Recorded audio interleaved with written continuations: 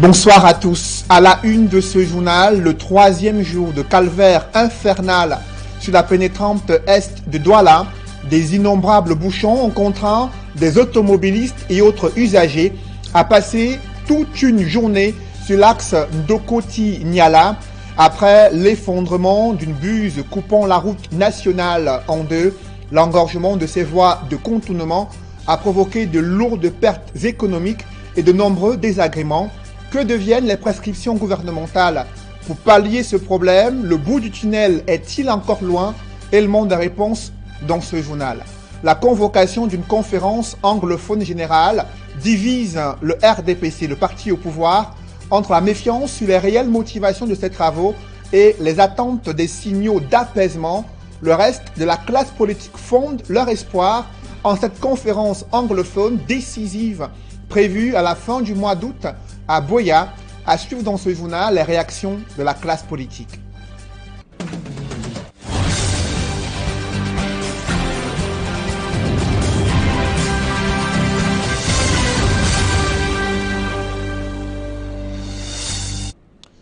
Merci de suivre cette édition complète de l'information sur Equinox Télévision. De nombreux Camerounais partis de Douala à 6 h du matin sont arrivés à Yaoundé autour de 18 h. 12 heures de calvaire infernal passées en grande partie sur l'axe Ndokoti-Niala. Vous allez le voir, l'engorgement de cette voie de contournement a atteint son pic en ce troisième jour de calvaire infernal, notamment à cause de ces buses qui se sont effondrées, coupant la route nationale en deux.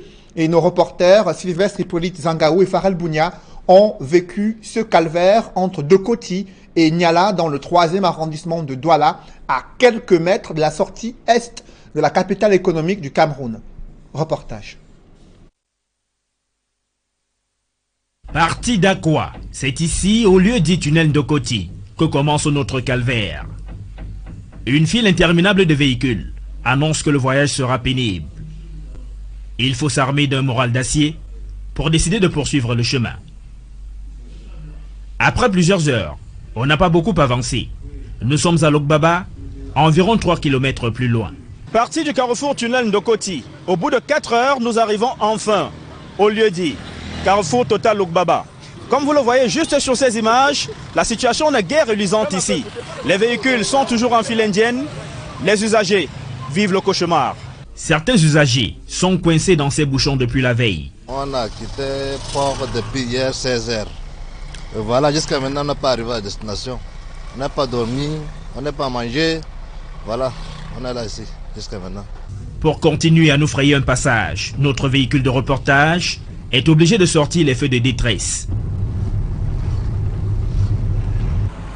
Nous arrivons finalement à Niala, toujours dans l'arrondissement de Douala 3e. Ici, nous trouvons plusieurs bus qui arrivent par le génie militaire. C'est par là que sont déviés les cars de transport qui partent de Douala. Non loin du passage à niveau de Niala, ce policier se bat comme il peut pour réguler la circulation.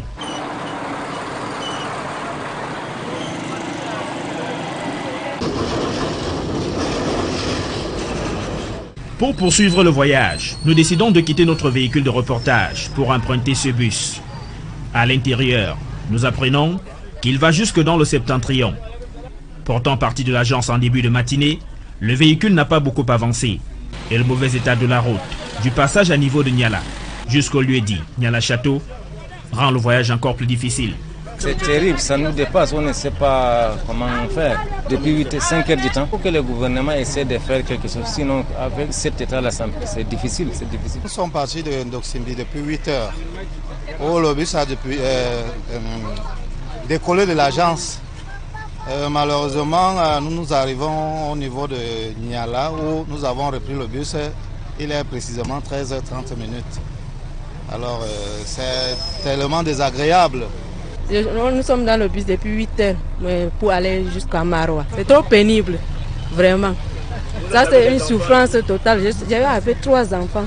Sur 3 enfants. C'est pas facile, vraiment. Quand j'imagine qu'est-ce qui va se passer tout le long de ce voyage, je suis vraiment désolé parce que je ne sais pas, puisqu'il y a cela un an, on nous parle de la route qui s'est coupée. Et voilà, après la même route, le même pont qui se coupe. Le Cameroun est le poumon de l'Afrique centrale et la route qui sépare la capitale économique et la capitale politique n'est pas bonne. Vraiment, il va falloir que le gouvernement mette le point sur les infrastructures, notamment les routes, pour que notre pays soit développé. Toute une journée assis dans le bus. Sur place à Douala, pourtant on va jusqu'à Maroua, dans le septentrion. Voilà le calvaire des passagers de ce bus, partis de l'agence depuis 8 h du matin. Ils ne sont même pas encore sortis de l'arrondissement de Douala 3e. La route, une véritable catastrophe, des nids de poules, des crevasses, partout, à tous les mètres. Circuler est un véritable problème. Voilà le carnet de route des reporters, ceux d'Equinox Télévision, pour vous rendre fidèlement compte, au-delà des images. Farel Bouya, Sylvestre Hippolyte Zangao. Précisons que le ministre des Travaux publics s'est rendu hier nuit sur le lieu de l'effondrement des bus métalliques au lieu dit Tradex Mboko. Emmanuel Nganou-Djumesi explique que cet incident est lié à la conjugaison de la pluviométrie et la vieillesse de l'ouvrage. Le ministre annonce que la voie de contournement en cours d'aménagement doit être opérationnelle demain, samedi. Et quant aux travaux de réhabilitation de ces bus métalliques, le délai est fixé en septembre 2018. Parlons à présent de cette convocation d'une conférence anglophone prévue à la fin du mois d'août 2018. Quelles sont les réelles motivations de ces travaux qui doivent réunir autour d'une même table les populations des régions du nord-ouest et du sud-ouest? Certains cadres du RDPC sont méfiants quant aux réelles motivations de tels travaux. Par contre, d'autres font de leur espoir en cette initiative pour apaiser les tensions sociopolitiques dans les régions anglophones. L'opposition qui salue et soutient l'initiative menée par son éminence le cardinal Christian Toumi. Des réactions qui ont été recueillies par Farel Bouya et Donald Brice Kamgan et Warren Zede. Reportage. La conférence convoquée par les leaders religieux sur la crise anglophone, tout comme son objet, sonne comme une volonté de faire reculer l'État dans ce conflit pour Aïssi Bessala.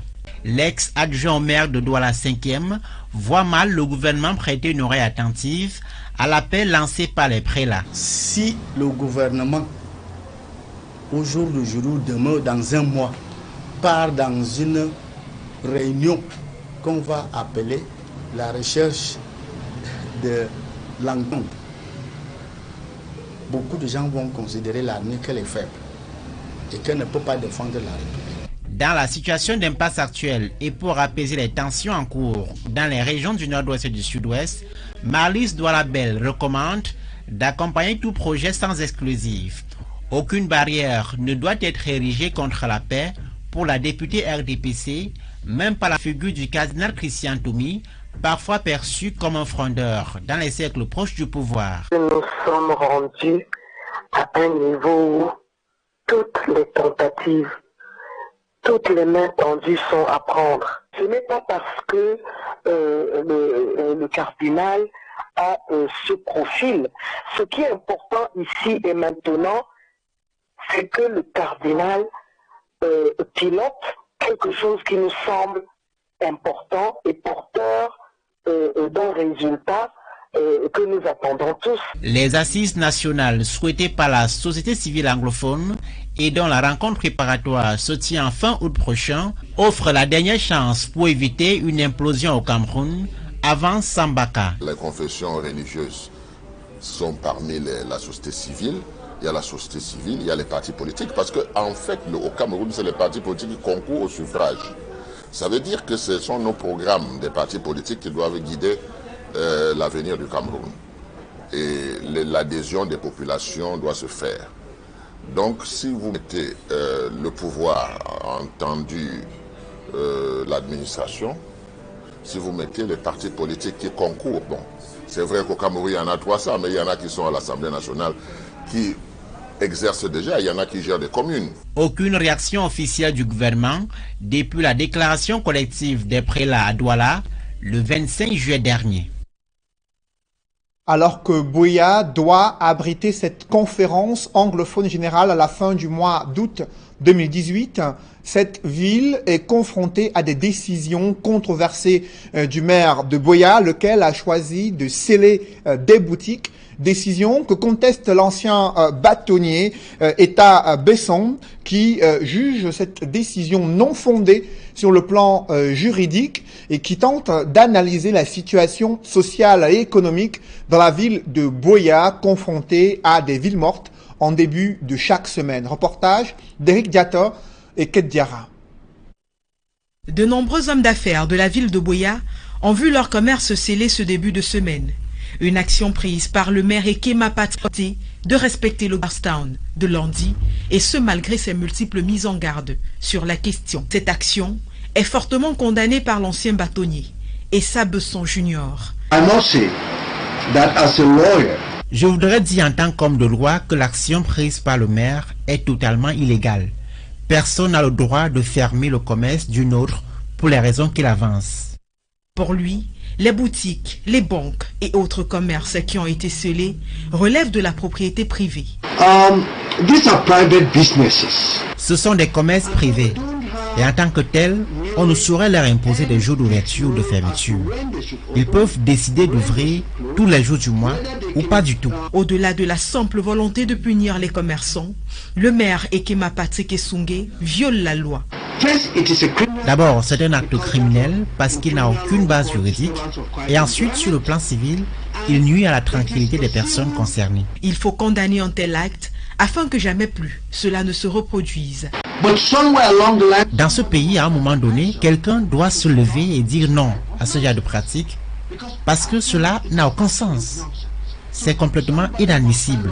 Alors, quelqu'un doit se lever un jour et mettre un terme à tout cela afin que plus jamais un maire ou n'importe qui ne se permette de prendre des décisions en violation de la loi. Malgré la levée de boucliers qui se fait contre ces décisions, le maire reste droit dans ses bottes. Ce vendredi matin, de nombreux commerces sont restés fermés. Il faut tout de même préciser que quelques banques ont pu ouvrir leurs portes après une contre-attaque servie par leurs avocats respectifs. Le torchon brûle entre commerçants, détaillants et grossistes au marché situé à Melon, dans le département de la Menoie.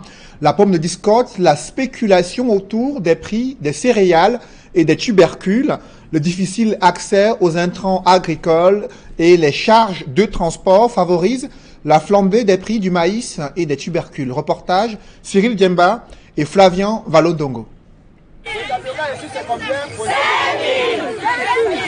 Ici, le marché des vivres de Melon. Nous sommes dans le département du Mungo, région du littoral. Les vendeuses de maïs, manioc et tapioca ont cessé leurs activités à cause de l'achat au rabais de leurs marchandises par des grossistes. Les acheteurs qui d'ailleurs, avec les bassines de 20 litres, nous donnent le prix à 2000 francs, nous on ne s'en sort pas. Ils ne nous payent pas normalement nos choses. Après des jours de débrayage, les commerçantes se sont retrouvées autour du président du marché qui semblait être ignorant des dérives qui troublent les activités dans cet espace marchand. Ils me font comprendre que les acheteurs viennent avec les seaux qu'ils ont fabriqués eux-mêmes. Ils viennent là, ils puisent le maïs, ils le donnent 2000. C'est eux-mêmes qui mesurent et c'est eux-mêmes qui donnent le prix du maïs. J'ai dit que ouais, ces choses comme ça, c'est pas dans mon marché, je ne suis pas au courant. Au terme de la concertation tenue au marché, les décisions ont été prises pour remédier à la situation. C'est nous qui avons mesuré nos marchandises. Comme le concours. Le maïs maintenant dans le seau de 15 litres, c'est 3000. Le tapioca dans le seau de 15 litres, c'est 5000. Et le couscous dans la bassine, c'est 3000. Voilà les prix que nous avons homologués. Les activités ont donc repris des plus belles au marché de Melon, dans le département du Mungo. C'est un revirement spectaculaire dans le cadre de l'affaire Laurent Gbagbo à la Cour pénale internationale. Sa défense a à nouveau introduit cette requête de demande en liberté avec de nouveaux arguments au regard de l'enlisement de ce procès à la CPI. Des précisions avec Gladys Idé. La défense de Laurent Gbagbo demande un non-lieu, son acquittement ainsi que sa libération immédiate, faute de preuves.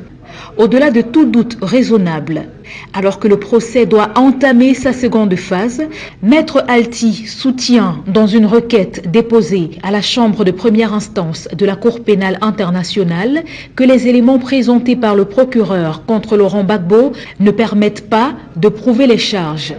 Au bout de 3 ans de procès avec 82 témoins de l'accusation, 15 000 pages de transcrits et des centaines d'heures de vidéos au dossier, selon le décompte des avocats de la défense, la culpabilité reste à démontrer. Dans ce procès ouvert en janvier 2016, l'ancien président ivoirien, 73 ans, fait face à 4 chefs d'accusation pour meurtre, viol, persécution et autres actes inhumains. Cette requête des avocats de l'ex-chef d'État ivoirien ouvre à celui-ci une fenêtre d'espoir, d'autant plus que la Cour pénale internationale a déjà prononcé un non-lieu au beau milieu d'une procédure visant le vice-président kenyan, William Ruto. De même, la libération de Jean-Pierre Bemba est un autre fait qui suscite l'optimisme des partisans de Laurent Gbagbo. À 2 ans de la présidentielle de 2020, il faut imaginer que l'arène politique ivoirienne restera suspendue à une décision qui risque de bouleverser bien des calculs. Rappelons que ce n'est pas la première fois que Laurent Gbagbo espère être libéré. Toutes les précédentes requêtes pour sa libération ont été rejetées. Dans l'escale internationale que vous venez de suivre, et maintenant parlons de Publi Reportage avec les brasseries du Cameroun, son école de football qui offre un cadre d'épanouissement aux jeunes talents, une occasion de détecter les pépites du football camerounais. Reportage.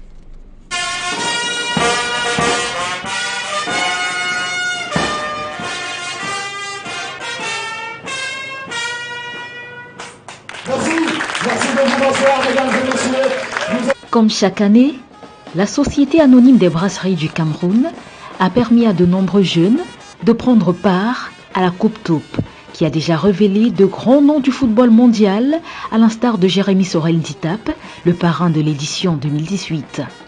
Au départ, ils étaient 4000 jeunes âgés de 12 ans à prendre part à la compétition dans diverses régions. Durant 1 mois, ils se sont livrés à d'intenses activités sanctionnées par des finales régionales. Madame Patricia Berthelot choisira-t-elle un camp ou alors sera-t-elle impartiale? À nous de voir. Elle n'a pas choisi le camp, mesdames et messieurs, par contre. Elle a fait la passe. Et voilà, applaudissons pour le camp, petit peu dire. Et tout le staff, c'est une histoire de Jeffrey, c'est une histoire de tout. Et le directeur régional, monsieur, comme tout le monde, c'est un chien, bien sûr. Qui laisse à monsieur. Voilà, monsieur. Et ça revient à la Patricia Berthelot, mesdames et messieurs.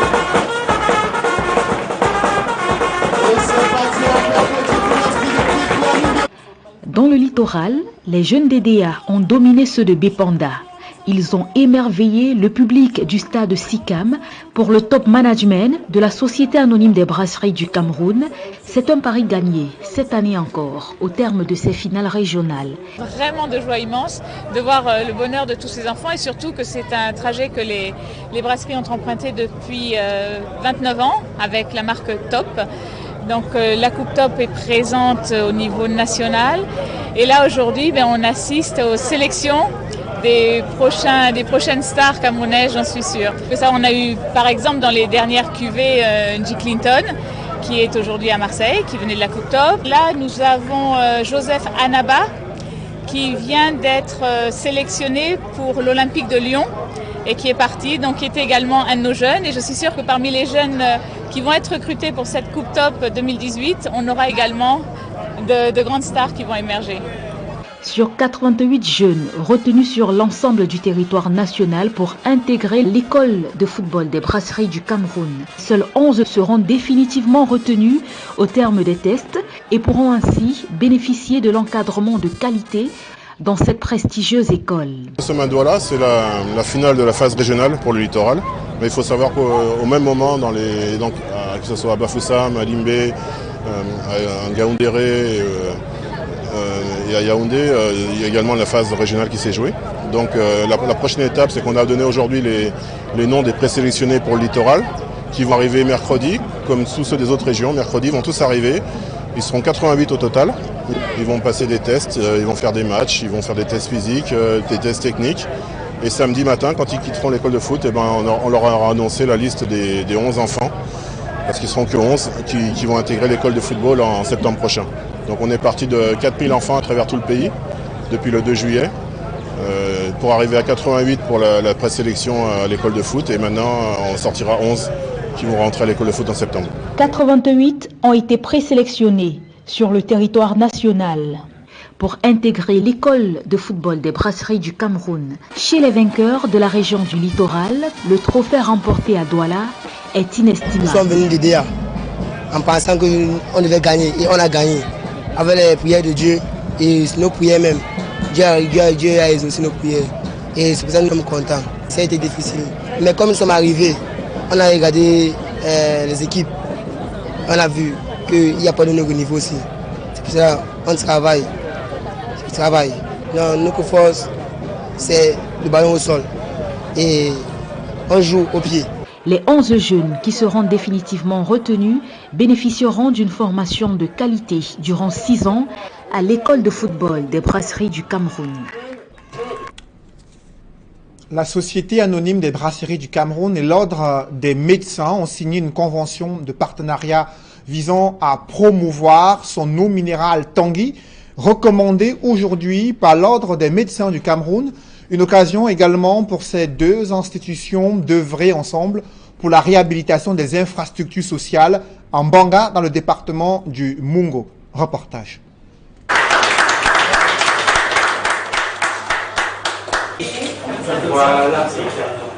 C'est fait. Le partenariat entre le groupe SABC et l'Ordre des médecins du Cameroun est signé. Ces deux acteurs majeurs socio-économiques se mettent ensemble pour promouvoir la qualité. Une eau minérale exceptionnelle qui date d'à peu près 4000 ans, source Tanguy. C'est une eau qui est puisée à 165 mètres. Nous venons de faire une datation en carbone 14. C'est une eau qui a 3000 ans, la nappe a 3000 ans.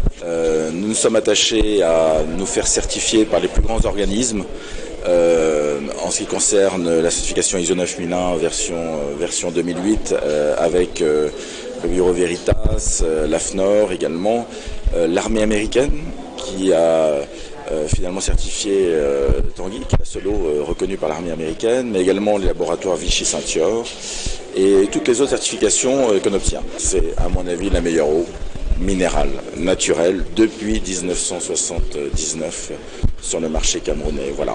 Et intervient la caution morale d'un ordre reconnu, qui est l'Ordre national des médecins, où nous ne demandons pas finalement à ce qu'ils jugent toutes les eaux, mais à ce qu'ils reconnaissent que le Tanguy, qui dans son action sociétale a également l'ambition de rénover dans le périmètre de SEMC l'hôpital de Banga, eh bien, puisse nous aider au travers de cette caution à rétablir notre image. À côté de son ancienneté, sa qualité et les tests de contrôle effectués à l'échelle internationale, Source Tanguy a été approuvé par l'Ordre des médecins du Cameroun. Après des examens biologiques minutieusement menés. Nous avions accompagné des pharmaciens noter nous-mêmes la qualité de votre eau, qui au demeurant est la première eau minérale, la plus ancienne des eaux minérales de notre pays. Je voulais vous féliciter pour cela et pour tous les efforts que vous avez faits depuis lors pour que cette eau soit mise à la disposition de toutes les populations. L'œuvre sociale de la SABC, en partenariat avec l'Ordre des médecins du Cameroun, est portée sur la réfection de la maternité de l'hôpital de Banga et la construction d'un forage moderne. L'Ordre contribue à hauteur de 50 millions de francs CFA, un apport en matériel médical et une assistance technique. Nous avons choisi de signer ce partenariat avec la SABC simplement parce que, d'abord, c'est la doyenne des eaux minérales au Cameroun. Vous le savez, on l'a dit et répété. Ensuite, c'est un partenariat que nous avons signé il y a 3 ans déjà, la réfection de Banga, qui est l'amélioration des conditions de prise en charge des populations sur le plan de la santé dans ce secteur. Nous ne pouvions que accompagner, accepter, cheminer avec la SCMC pour ce projet-là. Moi, je pense à ces pauvres populations, à ceux qui n'ont pas les moyens, à ceux qui vont bénéficier de cet investissement qu'on fera. La SABC Entreprise citoyenne, à travers cette initiative, entend améliorer les conditions de vie des populations de Banga. Finalement, deux grandes institutions, deux acteurs socio-économiques majeurs qui ont décidé de s'associer pour faire avancer la qualité, pour faire avancer la santé au Cameroun. Je pense que vendre des produits, c'est une chose. Faire en sorte que le développement économique et social du Cameroun, au travers de ces ventes se fasse, est une autre chose. Et les deux sont intimement liés. Et je remercie infiniment l'Ordre national des médecins et son président de nous faire confiance. Le projet sera fin prêt d'ici 3 mois. Le fruit d'un partenariat historique entre l'Ordre des médecins du Cameroun et la Société anonyme des brasseries du Cameroun, réunis autour de la meilleure des eaux minérales, source Tanguy. Messieurs, c'est la fin de ce journal. Merci de l'avoir suivi. Juste après cette édition du 20h, retrouvez Serge Alain Autou et ses invités pour le débrief du 20h. Serge Alain. Oui, Cédric, vous avez parlé de ce calvaire que vivent, qu'ont vécu ceux qui ont tenté d'emprunter l'axe Douala